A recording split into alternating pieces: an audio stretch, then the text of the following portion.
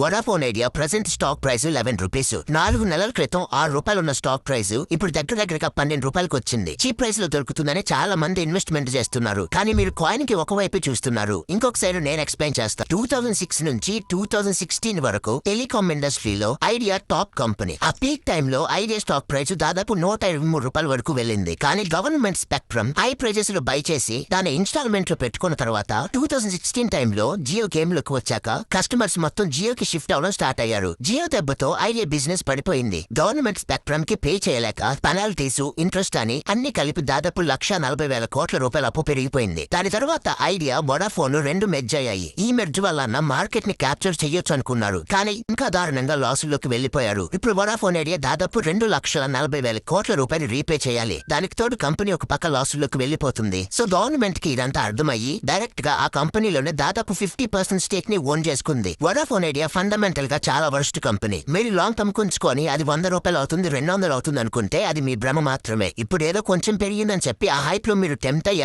అయితే తర్వాత సడన్ గా వచ్చే ఫాలో మీరు ఇరుక్కొని పోతారు. ఇక్కడ నా ఇంటెన్షన్ ఒకటే, మంచి కంపెనీస్ మీరు బై చేసి లాంగ్ టర్మ్ కి హోల్డ్ చేసినా అది కంప్లీట్లీ ఫైన్. కానీ ఇలాంటి వాల్యూ లేని కంపెనీస్ లో ఇన్వెస్ట్ చేసి ఏదేదో అయిపోతుందని మాత్రం అసలు అనుకోవద్దు. ఈ వీడియోని ఐడియా షేర్ ని హోల్డ్ చేస్తున్న మీ ఫ్రెండ్స్ అండ్ ఫ్యామిలీస్ కి షేర్ చేయండి. నెక్స్ట్